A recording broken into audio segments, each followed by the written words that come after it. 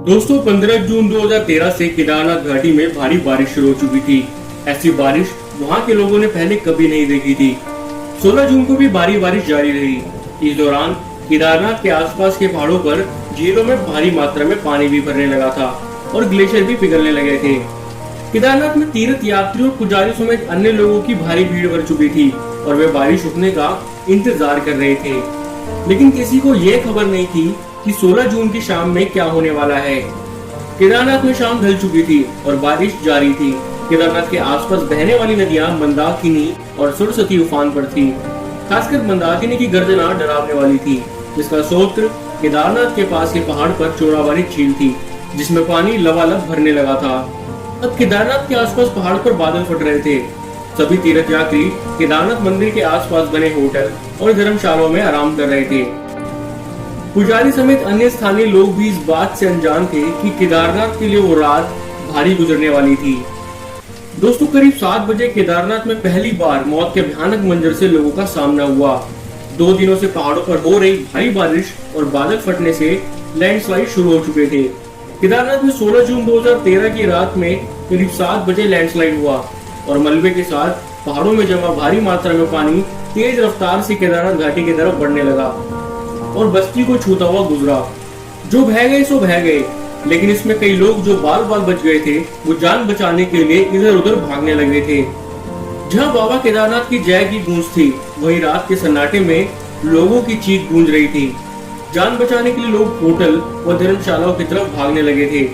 केदारनाथ मंदिर के आसपास बसा शहर चारों तरफ से गर्जना करती नदियों से घिर गया था और मौत के खौफ से लोग कुछ समझ नहीं पा रहे थे और वे सुबह का इंतजार करने लगे।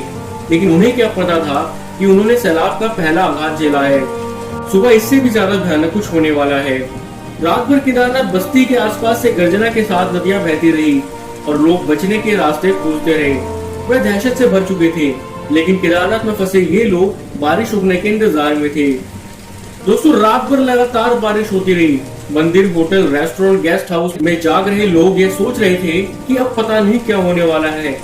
अचानक मंदाकिनी की भयानक गर्जना के बीच चोराबारी ताल के एक तरफ के पत्थर का तटबंध जोरदार आवाज के साथ टूटा और कयामत आ गई। आ गया सैलाब कहकर लोग भागने लगे। ताल का सारा पानी, मलबा, पत्थर, बड़ी बड़ी चट्टानों के साथ तेज गति से बहता हुआ केदारनाथ बस्ती को तहस नहस करता हुआ होटल, घरों, रेस्टोरेंट, हाउस, दुकानों को मिट्टी में मिलाता हुआ निकल गया और पीछे सैकड़ों मौतों का ऐसा मंजर छोड़ गया जिसको देखने वालों की रूह कांप गई। दोस्तों, करीब 40 किलोमीटर प्रति घंटे की रफ्तार से 100 मीटर ऊंची पानी की लहरों में बड़ी बड़ी चट्टानें थी। इस सैलाब में कई रेस्टोरेंट, हाउस, होटल बह चुके थे और अपने साथ कई लोगों को भाग कर ले गया था।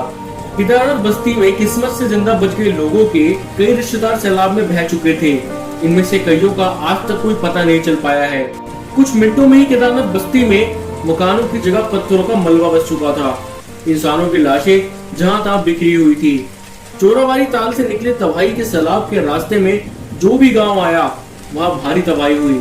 रामवाड़ा और गौरीकुंड के इलाके में जान माल का भारी नुकसान हुआ। पर आज भी जब आप रामवाड़ा जाओगे तो वहां पर आपको एक पिलर भी नहीं दिखेगा। रामवाड़ा का नामो निशान मिट चुका था।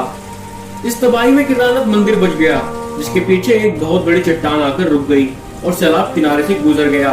दोस्तों, देखते ही देखते 5 से 10 मिनट में केदारनाथ मिट्टी में मिल चुका था और आंखों के सामने जिगर के टुकड़े बहते चले गए और सैलाब में ओझल हो गए।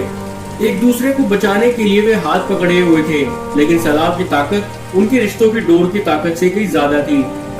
दोस्तों, चंद मिनटों में सैकड़ों परिवार उजड़ गए। एक एक परिवार का कई कई लोग लापता हो गए। सैलाब मौत का तांडव करता गुजरा, लेकिन बारिश थमी नहीं। केदारनाथ में बचे कुचे चिंदा लोग बारिश रुकने और मौसम साफ होने का इंतजार करने लगे थे और खाने पीने की व्यवस्था तो कुछ थी ही नहीं। 17 जून 2013 की सुबह में सैलाब आया और दिन रात बारिश होती रही। 18 जून को जब बारिश थमी और मौसम साफ हुआ, तब केदारनाथ शहर एक शहर से कब्रिस्तान बन चुका था, जिसमें जहां तहां लाशें पे चीथड़े पड़े हुए थे। कहीं सर था तो कहीं धड़ था। किसी के बदन पर कपड़ा नहीं था। जगह जगह पत्थरों पर खंडरों में लाशें फंसी हुई थी। जिन लाशों का पता नहीं चल पाया, उनके रिश्तेदार आज भी उनके लौट आने का इंतजार कर रहे हैं।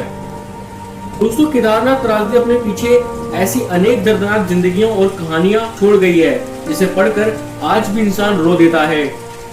16 जून 2013 की वह रात कुदरत के कहर की ऐसी रात है जिसे कभी भुलाया नहीं जा सकता। दोस्तों, इतने साल गुजर गए लेकिन उस तबाही के मंजर को देखकर आज भी लोग दहशत से भर जाते हैं। केदारनाथ में हुई तबाही की खबरों से देश सन्न रह गया था और सैटेलाइट से जारी तस्वीरों में केदारनाथ का नजारा डरा देने वाला था। जहां पूरी बस्ती बसी थी वहां सिर्फ मलबे नजर आ रहे थे। 5 से 10 मिनट के अंदर केदारनाथ इंसानों की बस्ती से लाशों का कब्रिस्तान बन गया था।